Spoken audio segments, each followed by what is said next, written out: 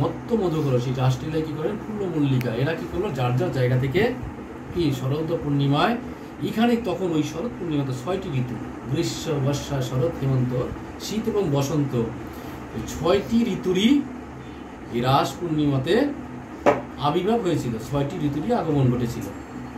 যার যার জায়গা থেকে সেই সে কি আনন্দ উপভোগ করার জন্য যার যার সবাই সবটা ঋতুই অর্থাৎ যেটা গ্রীষ্মে প্রস্ফুটিত হওয়ার কথা সেই ফুল ওই দিনে ফুটলো, যেটা বর্ষায় ফুটার কথা সেটা ওই ঋতুতেই এই শারদ রজনীতেই ফুটলো, যেটা হেমন্ততে ফুটার কথা সেটা এই শারদীয় পূর্ণিমা তিথিতেই ফুটলো।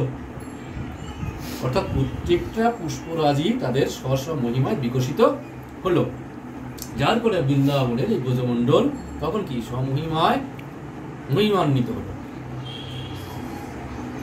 আর যোগমায়া বলছে তোমরা কিন্তু কেউ জোরে পড়ো না, আজকে শারদ পূর্ণিমা তিথি, তোমরা গোবিন্দ চরণ পাবে বলে তোমরা যেন কেউ ঝরে পড়ো না। তোমরা যদি ঝরে পড়ো, তোমরা যদি ফুটে না থাকো, তাহলে কিন্তু আজকে তোমাদের আর গোবিন্দের চরণ দর্শন হবে না। তার জন্য সবাই বলছে তোমরা আজকে কিন্তু অন্তত জেগে থেকো, আজকেই শারদ পূর্ণিমা তিথি, এই দিনটা তোমাদের জীবনে নাম আসতে পারে। হরে কৃষ্ণ। এখন বিষয়টা হচ্ছে যখন ব্রজগোপীরা রাধারানীরা সবাই গেলেন ভগবান শ্রীকৃষ্ণের সামনে দাঁড়ালেন, তখন ভগবান শ্রীকৃষ্ণ কি করলেন, তোমরা কেন আসছো? তোমাদের গৃহে কি কোনো বিবাদ হয়েছে? তোমাদের সংসারে কোনো অশান্তি হয়েছে? তোমাদের সংসারে কোনো সমস্যা আছে? তোমরা যার যার সমস্যা আমাকে বলতে পারো, আমি চেষ্টা করবো তোমাদের সমস্যাটা কি দেখার জন্য। দেখুন কাউকে যদি ডেকে এনে যদি বলা হয় যে তোমার সংসারে কি সমস্যা হচ্ছে, দেখে হইলো আপনাকে ডেকে নিয়ে যদি বলি যে দাদা কি সমস্যা আপনার, তাহলে কি হইলো নাকি? এখন তো বুঝো গোপীরা রাধারানী তা এখন কি এদিক ওদিক দেখাচ্ছে, কেউ এদিকে দেখাচ্ছে কেউ ওদিকে দেখাচ্ছে, মানে মুখ চুকাচুকি আর কি ওর দিকে দেখাচ্ছে, মানে বিষয়গুলো তাদের আর ভালো। ভগবান যে কাজগুলো করে প্রত্যেকটাই শরণাগতিকে ভাব। শরণাগতি যদি নিজের মধ্যে না আসে তাহলে বৃথা এইখানে আসা।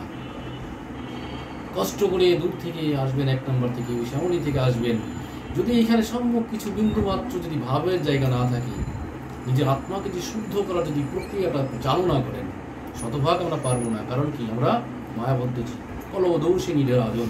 প্রত্যেকটা আত্মার মধ্যে আমাদের কি আছে? কলুষ। একটা অপরাধ করে থাকি, কালকে সেটা মার্জন করি, আবার পরের দিন আর একটা অপরাধ করি, একটা অপরাধের পর আর একটা অপরাধ করি। কতগুলো ধোয়া যায় প্রতিদিন, সাবান হুইল সাবান দিয়ে, এটা দিয়ে সেটা দিয়ে, পরিষেবা করে, সাধু সঙ্গ করে ওটা করা যায়। কিন্তু চিরতরে তো যেহেতু মায়াবদ্ধ জীব, সংসার থেকে চিরতরে আমরা কি করতে পারবো? এই অপরাধকে দমন করতে পারবো না। শরণাগতি, কৃষ্ণের পর শরণাগতি রাখতে হবে, কৃষ্ণের প্রতি শরণাগতির ভাব আনতে হবে। এই ভাব যতক্ষণ না আসবে ততক্ষণ পর্যন্ত সে পরমাত্মাকে আমরা দর্শন করতে পারবো না। হরে কৃষ্ণ। এখন ব্রজগোপীরা এদিকে যাচ্ছে, এদিকে যাচ্ছে, কৃষ্ণ কি তোমাদের বাধাই নিচ্ছে। কৃষ্ণ কি করছে?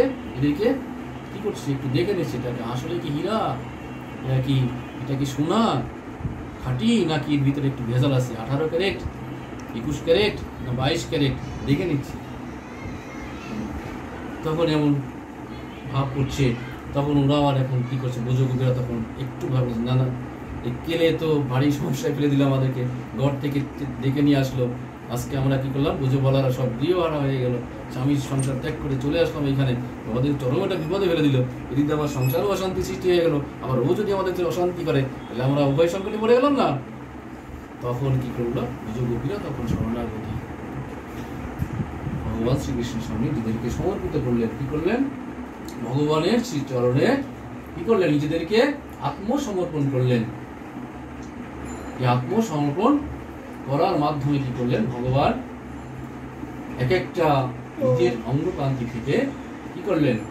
শত শত শত শত কৃষ্ণ তৈরি করে এক একজন ব্রজগোপীর সঙ্গে এক একজন করে কি করলেন? ভগবান শ্রীকৃষ্ণ সেদিন রাসলীলা করেছিলেন না? করেছিলেন।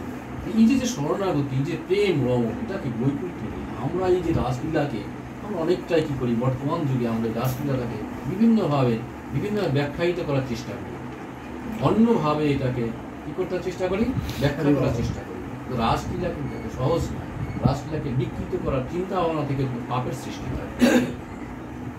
রাসলীলাটাকে যদি আমরা বিকৃতভাবে এটাকে প্রচারণা করি, ভাবনা থেকে আমাদের পাপ হতে পারে।